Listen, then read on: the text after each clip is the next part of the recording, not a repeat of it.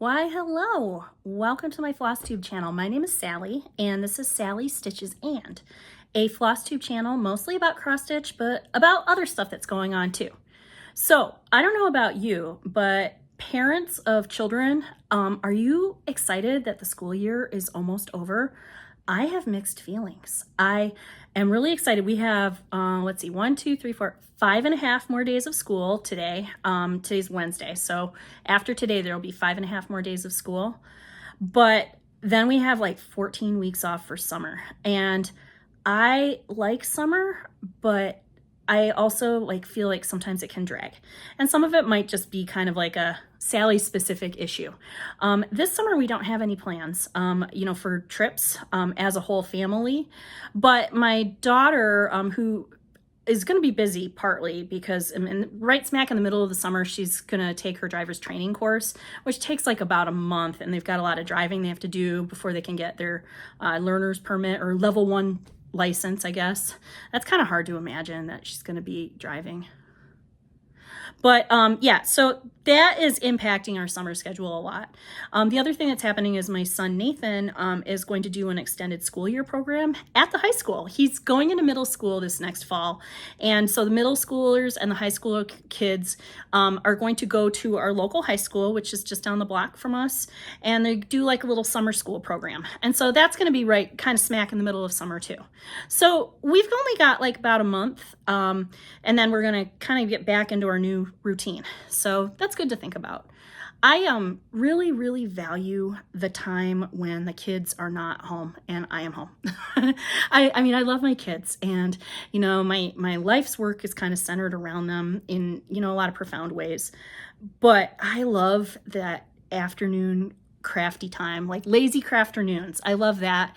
And it's a lot harder to do when you get interrupted like every 15 minutes by snacks and television channels and, kids. And so I feel like this is a little bittersweet for me, but I also think it's time. My son is just towering above those kindergartners. So he's definitely ready to go to middle school, even though we're really going to miss his teacher. She's been fantastic. He's in like a, special education, self-contained classroom for children with autism and other disabilities. And so he's had the same teacher pretty much nearly his whole elementary school experience. And so that's going to be a big transition for him. And his new teacher is wonderful. The framework is the same, so it should be a wonderful experience. But I'm a little sad because I really love his teacher. And, I hope that I will love his new teacher just as much. So anyway, but let's talk a little bit about cross stitch. So I've got about 2 hours before I have to get ready to get kids, from school. And I thought I would spend today just kind of puttering around. So Sally stitches today and putters around. I thought I would show you what I've been up to as far as like the cross stitch and the knitting goes. I think today would be a nice day to redecorate for summer, so I can show you some of my summer decorations that I've stitched and made, and also maybe a couple of my favorite finishes if we have some time. So let's start with just like the current now, the cross stitch stuff. So I wanted to start by showing you my newest finish, and I made a little video showing how I finished it. But let me show you this first. Do you remember when I made this with my last video? This is Honeybee. The designer is Blackbird Designs, and I stitched it on just kind of a mystery piece of fabric. And then I finished it on this board, this finishing board. So this is a product that you can purchase from Chantel's 141. It comes unfinished, just wood. And then I used some acrylic paint to paint the bottom and the base. See, this is what it looks like unpainted. And I painted that part. I left the edges clean because I liked how they looked. And then for the front, I tried a new technique, and you can kind of see it, but I did decoupage with fabric all around this front piece of the board. And then I laced this piece and I put a pom-pom trim. And I just think it's so cute. So later today, let's put this with my summer decorations. Now, as you remember, this was something that I stitched because my friend Zan, the Crazy Band Lady Stitches, was having a birthday this month, and Zan loves bees. And so for her bee day, B-E-E day, I stitched this bee themed thing. So I think it's gonna fit right in. I also wanted to show you that I got a new project in the works. I have been really enjoying working on my works in progress, and I have a lot of projects kitted up that it's been kind of fun to do that. But with StitchCon coming up pretty soon, I thought it would be a lot of fun to start something new at StitchCon. So that's kind of like my souvenir, you know, amongst, I don't know if I buy souvenirs, but I have a guaranteed souvenir when I go to StitchCon, and that is the new piece that I'm stitching. And I'll show you the pattern here. Here it is. This is Skipjack Sampler, and it's by Ardith Design. And you can kind of see there's a skipjack, and it's got kind of a quilted motif, and the colors are bright and beautiful. The pattern is stitched with flosses by Forbidden Fiber Company. Leanne of Forbidden Fiber does it. And I went ahead and bought the floss pack to go with it. Aren't they pretty? So these are like the colors that I have just been really into recently. Here's a beautiful green that's kind of hiding, and a cream, and all these oranges and pinks. Ironically, these are very similar colors to the sweater I've been knitting. And so maybe that's part of the reason the pattern called to me. The pattern is stitched on a fabric by Grace Notes, and I've met them, and they are wonderful. I met them at Steel City Stitchers a couple years ago, and I've seen this fabric in real life, and it's like a pinky purple, kind of orchid purple. And I ended up pulling for my pattern this fabric. This is that fabric that I got last month for my Fiberlicious Fabric of the Month Club. It's called Magnolia Magic, and this is 28 count. And so with this and pulling all my flosses together, I think it's gonna be fantastic. But I'm not gonna start it right away. I'm saving it. I'm saving it for StitchCon, and that's gonna be my StitchCon start. Speaking of Fiberlicious, I did get this month's Fabric of the Month Club, and here it is. Isn't it pretty? Blue is my favorite color, and so anytime I get a new piece of blue fabric, I get really excited. This one is called Memories in the Rain, and this is my first 40 count fabric from Fiberlicious. I might have mentioned in the past I was getting 28 count, and I have a lot of 28 count fabric, especially like since I've just recently reorganized it. I realized, wow, it's a lot. And so I asked if I could switch to 40 count, and it started this month. And boy, it looks teeny tiny. But you know what that means? That means that I'm gonna be able to stitch some really big stuff on this because the stitches are gonna be so tiny. You get like 20 per inch, right? Unless you do it like over one, then you get 40 per inch. And that's kind of crazy to think about, really. So anyway, I got a little bit of exciting stuff going on, you know, that I'm looking forward to starting to stitch. Why don't I take you over to my other table and I'll show you what I've been working on next. Okay, here we are by my craft table. So last time I spoke to you, I told you that I was going to work just exclusively on one cross stitch piece for May. And that piece is this one, which is Under the Sea by the Frosted Pumpkin Stitchery. And the reason I chose this one is because it's sea themed and it's Mermay, M-E-R-M-A-Y. And so I did a lot. I started out, I really only had kind of this part, you know, kind of like started here. This side was complete with this treasure chest. And so I've since gone up, I've added these little scuba guys and these angelfish and these turtles and dolphins. And right now I'm working on adding these yellow fish. And then right up here is the top border, which matches the anchors on the bottom. So you can kind of see the outline of where the piece will be. And it looks like I'm probably about 2/3 of the way through. And so what is today, the 22nd? I think I can maybe get most of this done. I am going to really focus and try my best because I'd love to have it finished by the next time I make a video. The other thing that I've been working on is I started the new Arctic Animal Sal, but I only got a little bit done. So I just did a little unboxing video like last week, and I started it yesterday. What I started doing first is organizing my supplies. And so I've got my new needle minder. Look at that. It's a little puffin. And then I've only done like one thread's worth of, you know, the actual image, and that's going to be an Arctic fox. But I pulled out of my stash these really beautiful thread drops by Adam Hart Cross Stitch, and this was a ring that had 25 thread drops, which is cool because this pattern only has 27 skeins of floss as part of the kit. So there's 2 skeins of white, and so you might notice that this white is a little thicker, and then 24 other colors, so that makes that 25. And then I just put the treasure braid, this is a glow in the dark floss, right on the same ring. So I feel really fancy and I feel really organized, which is good. And one thing that I like about the Frosted Pumpkin Stitchery patterns is when you get their charts, they put the colors on the color key, not in floss number order, but in color order. And so when I put them on the ring, I just put them in the same color order. And that I find makes it a lot easier for me because I'm not continuously looking up symbols. I know that the dark green symbol is the dark green floss because they're all in order. And so I find that that makes these projects really stitch up pretty quickly. Now, the last piece I want to show you is my knitting project that I've been working on. Let me go get it. Okay, so if you're familiar with knitting, then you probably know that there's like a lot of process with just kind of organizing your pieces. This is a patchwork project. It's that heirloom quilt cardigan. And so when you knit, the blocks come off of the needles like this. This is a stockinette stitch, so it's knit on one side and purl on the other side.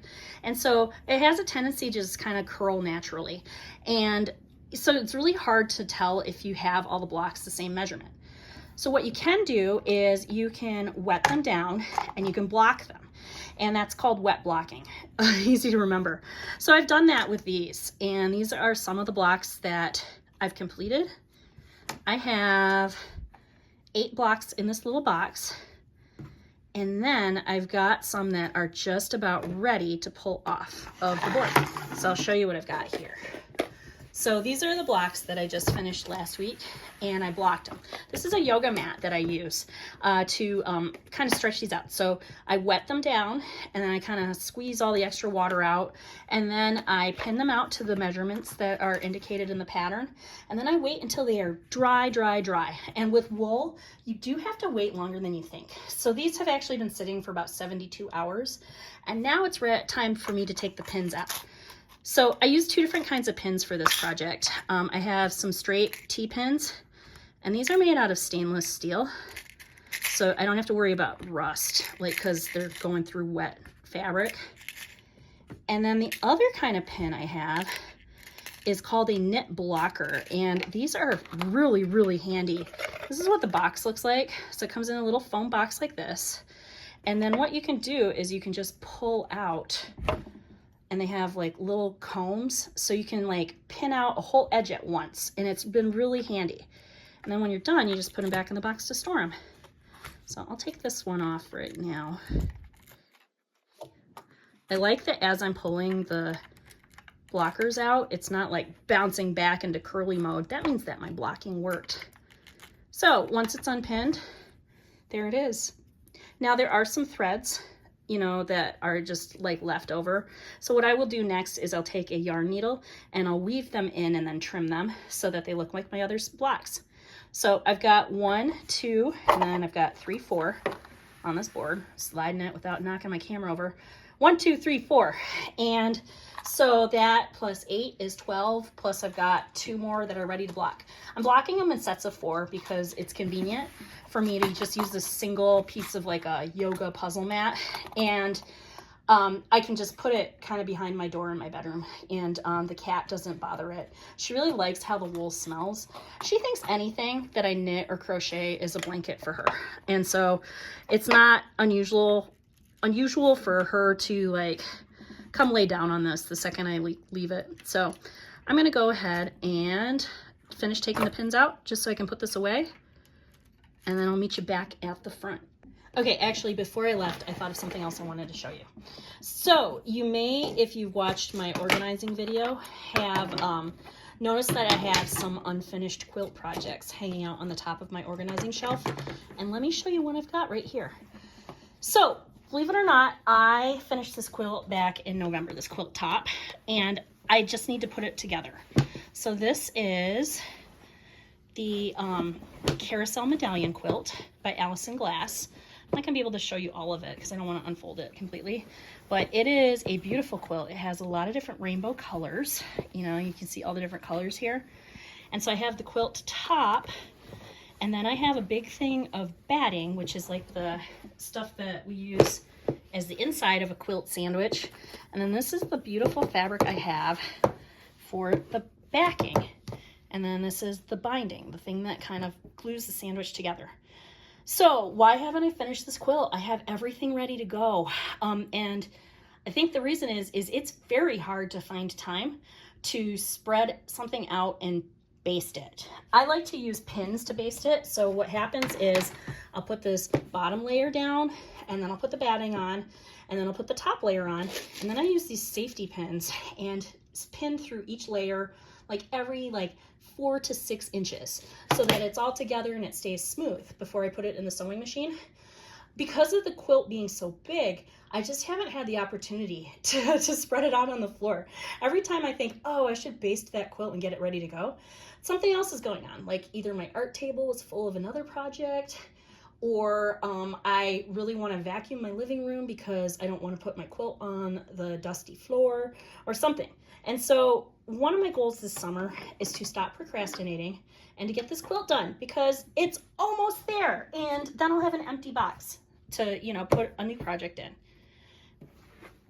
So, mark my words, I'm gonna get this done this year. Are you ready to do some decorating with me? As I've mentioned in the past, I have in my dining room at the table where we eat a little corner that's along kind of a brick dividing wall that I like to put seasonal decorations up. And originally I was just doing like cross stitch pieces I'd completed, but over the last couple years I've really gotten into collecting vintage pieces, specifically like vintage kitchenware. And so I like to incorporate that kind of stuff into my decorations too. So the one thing I gotta remember is I definitely want to add this piece to my decorating. So I'm thinking summertime, so bees, beaches, Battlestar Galactica, if you know that old Office joke. But before I do that, I did film a little finishing video for how I finished this, and I forgot to mention it earlier. So what I'm gonna do is I'm going to edit it in right here, and then I'll be right back. Okay, so I didn't get a chance to finish this before I left for the weekend, but I think right now I'm gonna work on putting this on a board that's this right here. Got this from Chantel's 141, and then it's ready to display. Here is the board kit. You have the board that your cross stitch goes on, and then these two pieces are like base boards that you stack together like this, and then when you display it, this slots in, and it'll stand up on your table like that. So what I want to do is I want to paint the parts of this board that are going to be like the base. So this right here, I'm going to just use this acrylic paint that I found in the basement dungeon, craft dungeon. But for the front of the board, I thought I would try decoupaging this fabric. I think this fabric looks really nice with the cross stitch piece. It kind of picks up those edges of those leaves there. And I just picked this up. I got it from Amazon because my local craft store doesn't have this. But this is Mod Podge for fabric. And I've never tried this before, and we're going to just see how it goes. But I think the first thing to do would be to get this paint on the parts of the board that are not going to be covered by the fabric. Hey, it is days later, and you know what? I painted these, and I kept the edges as they were in, made because I liked that. So this is the painted back of this piece, and then the edges are clean. And then this side is the side we're going to decoupage. Do you know, I had one of those days where I just couldn't bear getting my ironing board out to iron the fabric. And so I just said, well, I'm going to go cross stitch instead. And then I just left this on the table this whole time. So now we're ready to decoupage. And so I have a cereal box here that I opened up to protect my beautiful, beautiful art table. And then I have this Mod Podge, which is made specifically for fabric. And then I have a couple foam sponges. And then I had a paper plate to pour the Mod Podge on. But the Mod Podge is very thick, and so that's not working. And so this is going to not be efficient, but I'm going to use the little brush to brush it on. And then if I feel like it needs to be smoothed, I'll use the bigger brush for that. So let's start Mod Podging. So I'm following a tutorial I saw that I will link below from Jessica, the Sweetwater Stitcher. And what I'm doing is I'm leaving a margin on the bottom of my board unglued because that's the part that's going to fit into the base. And I think the concern is that it might get too bulky. So the first thing I'm doing is I'm just going to spread an even layer of the Mod Podge on the rest of the board. Okay, I'm satisfied with this. And so now what I'm going to do is I'm going to take my fabric, and I have a pretty clean cut line on the bottom. And so what I'm going to do is I'm going to line it up with the edge of my glue, and I'm going to press it down. Now that it's been pressed down, what we do is we now layer more glue atop the fabric. So I'm going to work on this, but once again, this is a two-hand job. Okay, so this is now fully saturated with the Mod Podge, and I have cleaned my sponge completely, and I think what I'm going to do is I'm just going to go over it one more time just to try to smooth out some of the lines. But ultimately, like 90% of this is going to be covered by the cross stitch piece, and also when it dries it's going to look different, so I'm not going to fuss about it too much. Okay, I've also stippled it with this wet paper towel. Hey Audrey, you should stay away. I think that this is the point of the I've ruined it part of this process, but I really won't know until it's dry. And this glue is water soluble, so if I mess it up, I can tear it off and I can do something else. So I'm gonna leave it alone and I'm gonna trust the process. Okay, let's turn our attention to lacing this piece. So step one is let's measure it. So we got like 4.5. I always like to round by the nearest half. So 4.5 by 4.5-ish. So it's mostly square. So what I'm going to do is I'm going to make a 5-inch square. That way there's about 1/4 inch on each side. Okay, I've split the difference and I have cut a square that is roughly 4 7/8 inches because I want my background finishing board to show up a little bit. So I've checked and it does cover the whole design. So there we go. And then I have a sewing needle, which I'm going to set over here for a second. And then I have some upholstery thread, which I like because you can pull it really tight without it breaking. I just got a bunch of random neutral colors and I don't color match. I just pick whatever's on the top of the box. And then I've also cut a very, very slightly larger square of batting. So you can see there's like just the tiniest bit of overlap just to kind of wrap around those sharp edges. So now I'm going to prep this to lace the cross stitch piece around this board. Okay, so I've got my cross stitch piece on the bottom, the batting, and then my mat board on top. And now what I'm going to do is I'm going to fold these two edges together, and then I'm going to use ladder stitches to sew them tightly around the board. I am doing this one-handed because I don't have my tripod handy. So what I'll do is I'll get the thread started and I'll show you what it looks like. Okay, my kid has come in from playing outside, so you're going to hear Nathan noises in the background. But I started by tying a knot here and then going up, down, up, and now I'm ready to go down. So I'm just dipping my needle in. I'm sorry, I can't do this one-handed. Okay, so I dipped it in and out like that, and now I'm going to pull it. And then once you pull it up, you're going to go ahead and just do the same thing. Dip the needle in and out. Oh, look at that, I did it one-handed. And then pull the thread tight. Now periodically you're going to want to check the front of your work to make sure that things are lined up. Like my top and my bottom look pretty even on this. And then I'm going to go all the way to the end. Okay, now we're ready to lace on the other side. So what happens when you fold this over is if you just fold it over straight, there's a chance that sometimes this will dog ear like this so that it's overlapping. So what I like to do is I like to just kind of pull it in a little bit, kind of like you're wrapping a present, and fold it like that. And then I would do the same for the top. And that way you don't have the edges of the fabric peeking out from the front. And so I have it like that. So now I'm going to just lace from the left side all the way to the right side to the left side, just like I did before. I'll get a couple in and then I'll show you what it looks like. Okay, I'm pretty happy with how it's looking on the front, nice and even. And you can see I am just continuing as I was before. So I started here and I'm going up and down, up and down, up and down, up and down. And I'm going to continue all the way to the end. Okay, I almost ran out of thread, but I have enough that I can go ahead and secure and tuck this last little bit in. And then I'm going to tie knots, and I usually do 2 or 3 to secure it. And there you have it. I like how it looks. Yeah, get that out of there. So yeah, nice and even, and you know, good. It's gonna look good on that board when it's dry. So now what I'm going to do is I'm going to add this very small pom-pom trim to the edges here. And I'm also going to do that by sewing it on. This is Lady Dot Creates Mossy. And I have just enough basically to do this project.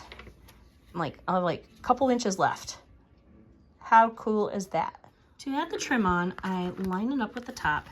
And then I leave like about an inch of it or so loose on the edge. And then what I'm doing is I'm tacking it, and I don't know if you can see it. I'm tacking it with little hem stitches. And so if I set it down, I've got my thread right here. So what I'm gonna do is I would dip it into the fabric and then back up about 1/4 inch over and then tack the pom-pom trim down. Just kind of like keeping the tension even, especially around the corners. When I get to the end, I trim the pom-poms and then I try to kind of just tuck them so that there's like a clean, almost seamless look. It's not perfect, but I think this is really cute how this turned out. These pom-poms are really cute because they're very tiny and I like how they're picking up the greens. I had just a tiny bit amount of the pom-pom left, just this little like 2-inch, you know, little snip. Now, I really liked this color. I used it for finishing a lot of different cross stitch designs. And much as I'm tempted to like just buy some more right away, I think what I'm going to do is I'm going to keep this card with my finishing stuff, and I've stapled this little bit on. So I've got like a little color swatch. And so the next time I have a finishing project, I'll look at all of my trims, and if this is the perfect one, then I'll order it. But I'm just gonna try to get out of the business of like having all the colors for the trim because that's a lot. And yeah, now this is still a little tacky. And so I am going to let it dry. And I think what I'm gonna do is I'm gonna go ahead and let it dry overnight. And so that means I am done with this for today. So I'm gonna set all this stuff inside. I'll just tuck this right back into the project bag. But what I'll also do is I will take care of putting away all the stitching supplies that I don't need, you know, to finish this project. And that's fun because I just organized. So it'll be fun to use all my little organizing systems. A quick look at all the colors I used on this piece before I put them away. So these were all called for DMCs that were in the design. And then I ended up using a lot of these Color and Cotton colors. Now, because I was part of a club, a lot of these are like one-off special editions. Yeah, actually they all are special editions. And then I was going to use this one for the inside of the flowers, but instead I used this one, which I don't even know where I got it. Clover limited edition gentle art. It's pretty old and I only have a little left. And so this was my color palette. Pretty. Good morning. It's now the following day and I've let this dry overnight so it is no longer tacky sticky to the touch. And so now what I'm going to do is I'm going to trim off the extra fabric. And I have my standard quilting rotary cutter for that and a cutting mat down. And then I've also brought up from Craft Dungeon my X-Acto blades in case I need to get into some of these corners. So what I'm going to do is I'm going to turn the camera off because this is a two-hand job, and I'm going to cut the excess fabric off. So you can see the edges are all cleaned up, and then I'm going to use the X-Acto knife just to go through these little curved edges on here and here. Okay, so moment of truth time. I have assembled it to make sure everything fits together. And now I'm going to use my new hot glue gun to do a couple things. First off, I'm going to glue these two bases together, you know, so they're not slippy slidey. And then secondly, I'm going to take my cross stitch piece that I prepared yesterday and I'm going to glue it onto the board. That's going to be pretty. So I'm just going to really liberally apply hot glue and, you know, get all this there, and then I'm going to flip it over. Just pressing it down with my hand. It really doesn't take very long for hot glue to set. What I like about doing this is once it's attached to the backing board, the pom-pom border really straightens out, you know, because it's like flush with the backing. Really like how the fabric looks on the edges. I wasn't sure how that would work out, but it's pretty. So here we go. Finished piece. It's hard to do this over the phone. Cute.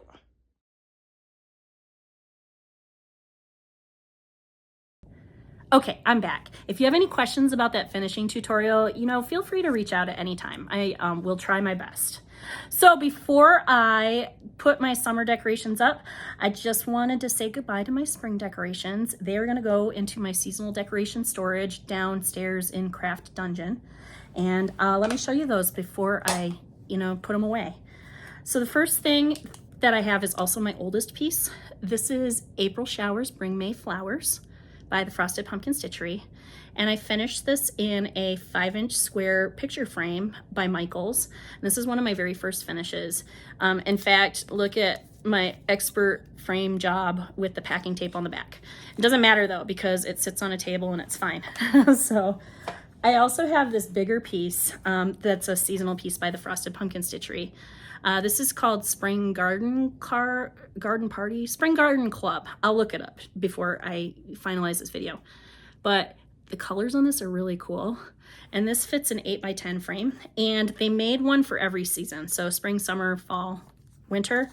And so I just got 4 of the same frame. These are those Project 62s by Target. You can still buy them. And so what I'll do is I'll put this one away and I'll get the summer one out. The last 2 I have are Happy Spring, also by the Frosted Pumpkin Stitchery, because I've got a type. And this is something I finished in a hoop. And then this frame is something that I got from a shop on Etsy called Stitch Life Studio. Let me show you how these work. So I have it in a finished hoop. And then there's these elastic bands that hold the frame onto the hoop. So when it's just on the hoop, see, I've covered the back with some fabric and it's just plain Jane hoop. And then what I can do is I can just go ahead and slip it right in. And I can even use the elastic to hang it on a wall, or you could get like a little trivet or something.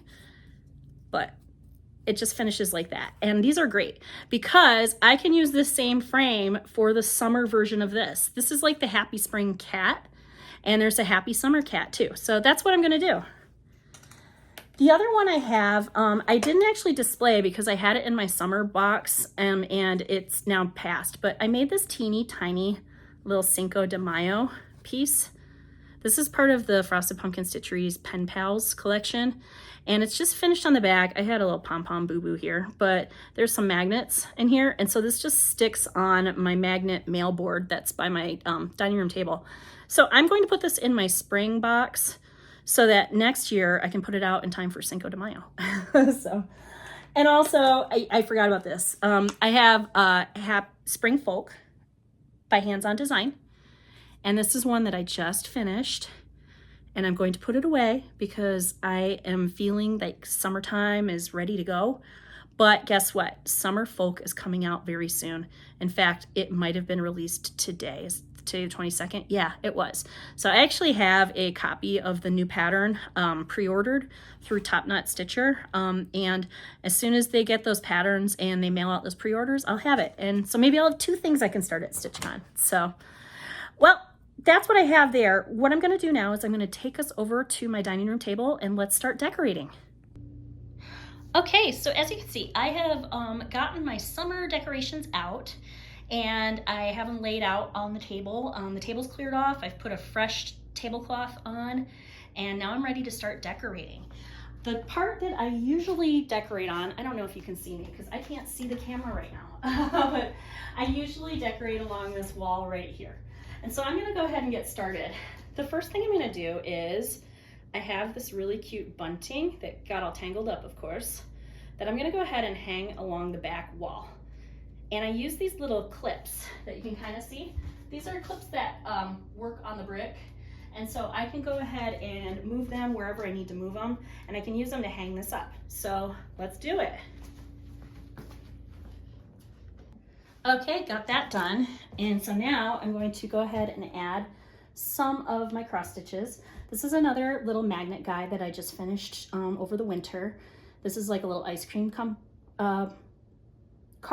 ice cream cart. That's by the Frosted Pumpkin Stitchery. And there's magnets on this piece. So I can go ahead and stick it right on my mail thing. Whoopsie. Oh, it's not sticking. Do you know what? I just bought super strong magnets, so I'm gonna redo that. And then in the meantime, I can go ahead and put my Happy Summer cat up. And so I've left this hook there, and I can just use the little elastic band. to hang it right up. So the next thing I want to do is I want to fill a little display cloche. So I've got a little platform board, this thing right here, and then I can put a display on it, and then I can close it with a dome. And I like that because my cat does jump up on this table, and so that keeps it from getting dusty and gross. So let's get my camera down so you can see what I'm doing.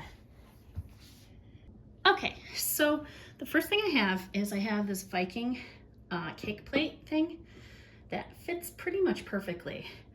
And what I can do is I have these little guys that I crocheted a while ago. These are patterns by Lydia Trissel, La La Lila, on Ravelry and Etsy. And I have a bunch of the little seasonal guys. I've got a surfboard guy, an ice cream guy, and a pineapple. So I'll incorporate those into this too. I just got this really cute vintage soda pop bottle. So I think I'll put that on here. And then I'm gonna go ahead and lean a little ice cream guy. And I can use little pins for his feet if he's not standing up very well. And then I think I want to put surfboard and pineapple in here too. So we'll see if I can get them all to fit. This is the part that's kind of fun to play around with.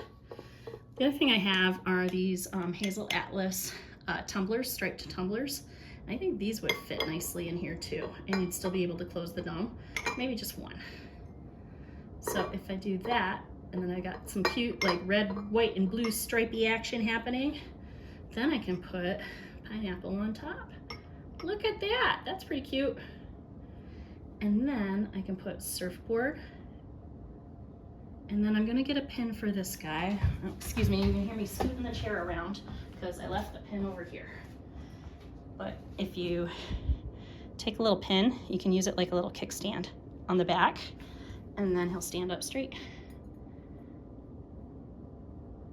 Whoa, okay. I'm gonna get a little wax. That's something that I like for shakiness. This is a museum wax that I bought. People use this for like earthquakes and stuff. And so what you can do is you can put a little wax on the bottom of this cup. And I'll pick that up in a second. But just get a little wax on the bottom, and then don't worry about how you're gonna clean it up later. But it will stick now. And I don't have to worry about it tipping now because it is now quake proof, allegedly. So now that I'm satisfied with that, I'm gonna go ahead and pop the gnome on top. Carefully. Ta-da!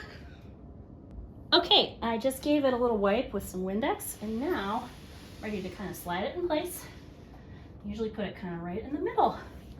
There, isn't that cute? Fix the thing. We're looking pretty cute so far. So let's add some more stuff. So I just got my bees that I finished, and I want to highlight that. And I also want to use something that I think would go nicely with it. And so let's get these pieces here. So I've got the bee that I just finished right here. And then I have this teeny tiny little bee that I did like last year. Isn't that cute? That I can go ahead and lean to fill in that space right there. And then what goes nicely with bees? Berries. And so I have this one right here, berry picking and ice cream licking. And I think that will be really cute right there. Now I'm gonna fill it in with some vintage stuff. I have a popcorn box that I got recently that I like that has the little pop of red. So I'm gonna make sure it's all put together because I had it flat in the storage tote. But I think it's gonna look cute like right behind. And actually, yeah, I like that. So we got, I'm gonna slide you over a little bit, some bees and berries on this side. So the one thing I could put on here too, but I don't wanna overcrowd it, is you know, some more vintage pieces. I think what I will do is I've got some more of these hazel atlas cups that are stripy. I've got some red ones and some blue ones. So just to add a couple more pops of color, I'm gonna go ahead and, whoops, clinkety clink, kind of tuck them in behind, just like that, just to kind of get that little color going and to fill in that space. So I really like that. I think it's pretty cute. Okay, so above my table, I have this wooden bowl and I have these 2 candle holders. Now I actually had some lucite candles in there, but Nathan was bugging them and the cat was bugging him, so I took them down. But I think I can still use this bowl. And what I'm going to do is I have another bowl that I'm going to turn upside down to kind of make a little riser in here, because the next thing I have is this kind of patriotic piece. Now, I don't do a lot of patriotic stitching, but I have this right here. This is Stars, Stripes, and Liberty's Lights by the Frosted Pumpkin Stitchery. And I think that it will look really cute on top. And one thing I like about it is it is very lightweight. It's on a styrofoam block, so I can set it on top. I actually don't like how it's way too on top, so I might have to get a different thing. Let me turn the bowl, let me do this. Gotta get this other stuff that I hid in the bowl out of the bowl and put it away. And now that's down lower. There we go, that's cute. And then I also have a little Lego Statue of Liberty that goes with it. So Lady Liberty can be right next to it. If I can get her in. I'll get her on the other side, because then she's not blocked by my mail and dumb stuff. Cute. Take a look. Yeah, that's pretty cute. Okay, so the other thing I have that's kind of patriotic is this finish I did a couple years ago too. And you know, I used to be kind of like an exclusive Frosted Pumpkin stitcher, but holy cow, they've got the cutest seasonal decor. So this is Summer Sparkler Party, and I finished this with like a flat fold, and then I put it on a mason jar. And inside the mason jar, I've got some Lego roses. So this I think I'm going to try to put on this side, and I might have to remove the candlestick. We'll see. Yeah, I want to remove the candlestick. So this is held down by wax, but this is good because there's wax left over. And now I can plunk this down right on the wax and probably add a little bit more, because then my cat can't knock it over and break it. I'm actually using a kitchen knife that I can throw in the dishwasher to scrape the extra little bit of wax off of the bottom of the candlestick. And now stick it down. Oh, protected from earthquakes and cats. So if I'm gonna do that, then I'm gonna go ahead and do something on the other side too. And I think that what I've decided I wanna do, and let me take this guy off first. Oh, scrape the extra wax off. Thanks for puttering around with me today, guys. Okay, and then I can clean the wax off of that with some mineral spirits later. But I think what I'm gonna do is I am going to go ahead and move berry picking up. Now, the nice thing about Quake Hold is it is not something that marks furniture. I mean, it's wax, and so you gotta really work hard to get the wax off of things, but it will not damage my cross stitch piece. So now that I've moved that, I'm gonna go ahead and put something else down here. And I think what I'm gonna do is I'm gonna move my berries over, and then I'm going to do this. I collect vintage Pyrex. Oops, let's lower you down again so you can see. I hope this isn't boring. I've never decorated with an audience before. Okay, so I collect vintage Pyrex, and so I have a couple Pyrex dishes I've pulled out of my cabinet. This is a Horizon Blue oval casserole, and it's got a cool lid, but what I'm going to do is I'm going to flip the lid upside down, because now it's like a cool little platform. And so I've just taken apart what I'd already done, and now what I can do, move these cups out of the way, is I can lay this right here. I can put the cups to the side of it, and then I can put the popcorn on top. And then I'm gonna go ahead and put little bee right there. So we got popcorn and bees on this side with some other vintage pieces. Now, one thing that I made a long time ago, and I used a pattern, it's something called a make-do. So a make-do is like a little pin cushion that you can then embellish with felt. I purchased a pattern, and this is the first one I ever made. Isn't that cute? So it's like a little house, and then I put some felt circles and triangles on a square, on a pin. So I have little trees. There's like a little path and a little pond. And I put it in this vintage Mackinac Bridge coffee mug that fit it really perfectly. This was a souvenir I got when I visited my mom in St. Ignace. So I'm gonna go ahead and put that right there. So I changed my plans, but I'm still liking it. And now I'm ready to start the other side. Okay, so for the other side, I'm gonna start with my biggest piece first. And what I'm going to do is I'm going to use a Pyrex mixing bowl set as kind of like a display piece. So I have a couple bowls. This is a 403 Pyrex Horizon Blue, and I've got a 401. I don't have a 402 piece for this, but guess what? I have a 402 Friendship, which is kind of a nice pop of red. So it kind of ties in with that red, white, and blue. So when you have bowls, you can nest them like this. But a lot of people in the like vintage community like to do little stacks, and that's what I'm going to do today. You can use a lot of different things to stack your bowls. Like you can use like this. This is like a cap from a laundry detergent thing. These are foam, like floral rounds. I've gotten these at Dollar General or Dollar Tree, and they come in 2 packs like this, and then you could separate them out if you need a little less lift. You can also use like cheap like takeout containers, or like these are like disposable plastic bowls, just whatever you have. But to make a stack, what you do is you go ahead and you stick one of these things in the bowl, and then you can stack your next bowl like that. And then I'm gonna go ahead and stack another round here. And let's see how I had this. I think how I did it was I had this, because I actually had this as a display earlier. And it seems not high enough. Okay, so I'm gonna put these here like that, and then like that. And then here's this one. So yeah, I like how they're kind of stacked like that.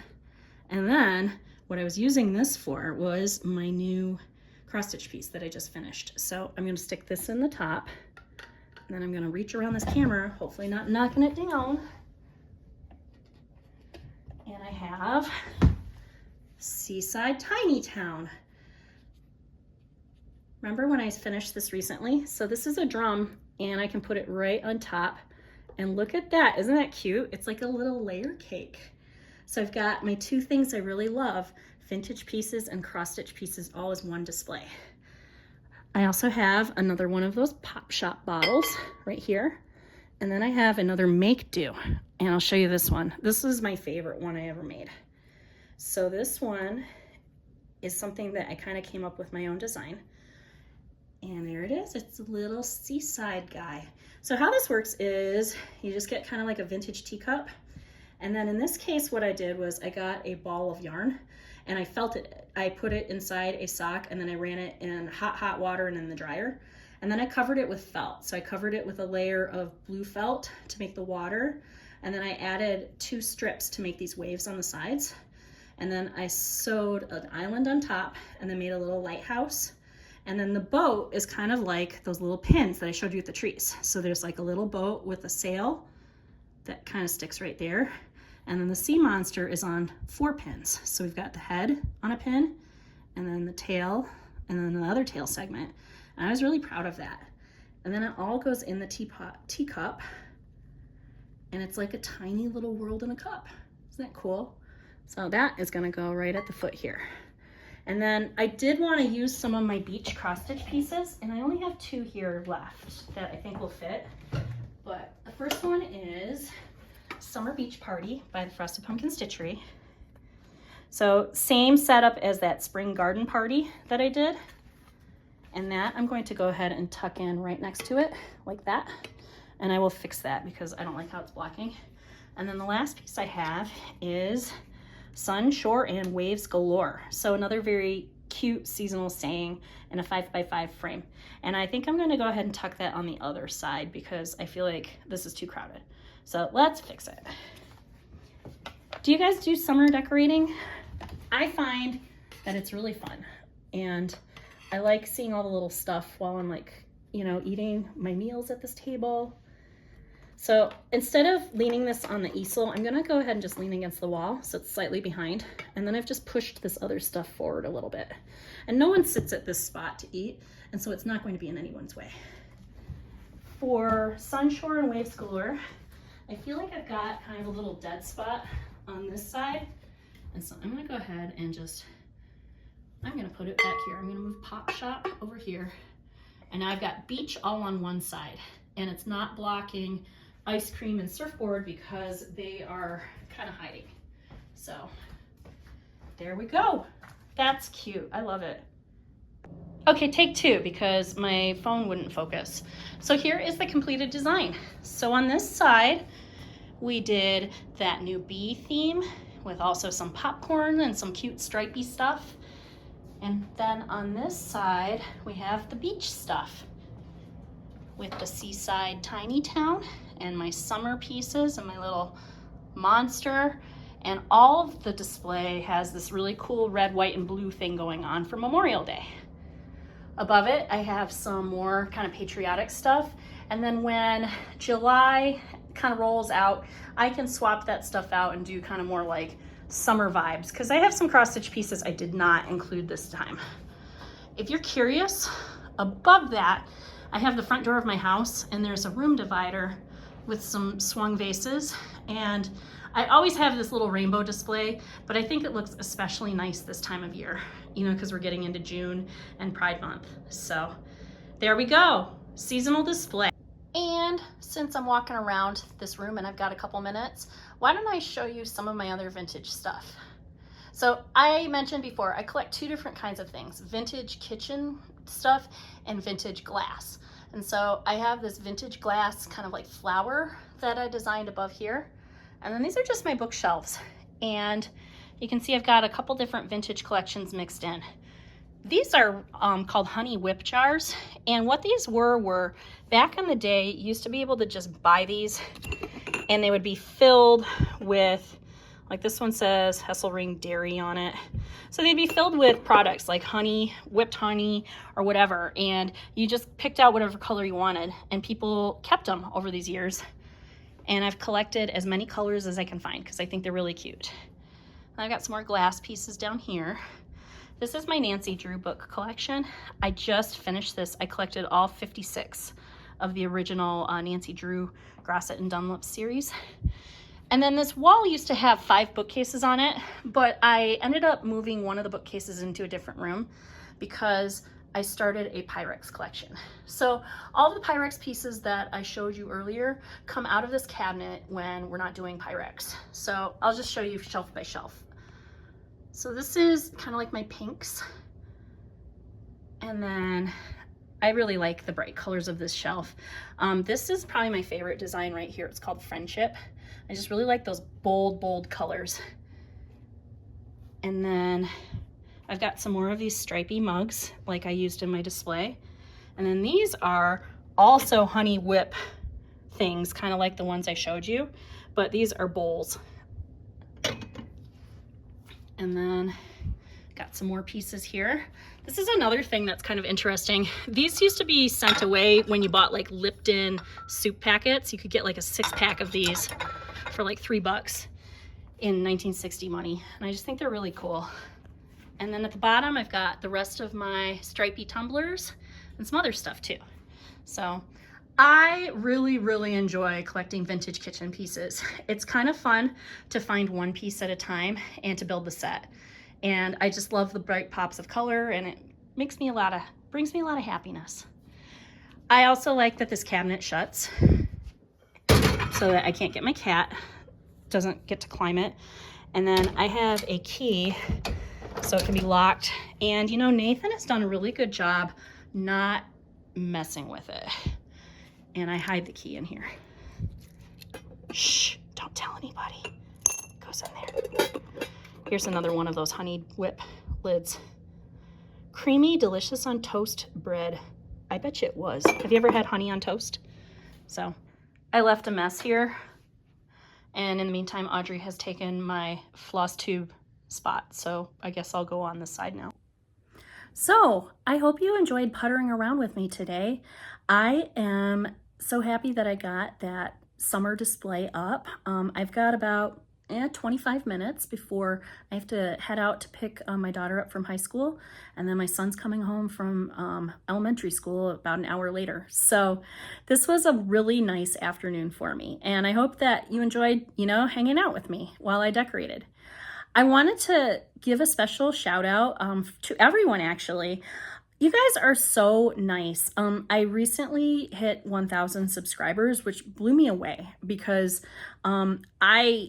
when I first put my first video up, I kind of was like, oh, I'm making this for me and no one will see it.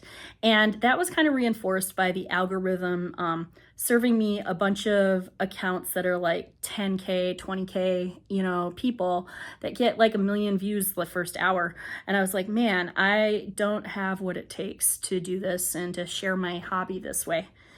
But it picked up, and 1,000 subscribers is a lot of people, and you guys are all so nice. I really enjoy learning about the projects that you guys are doing.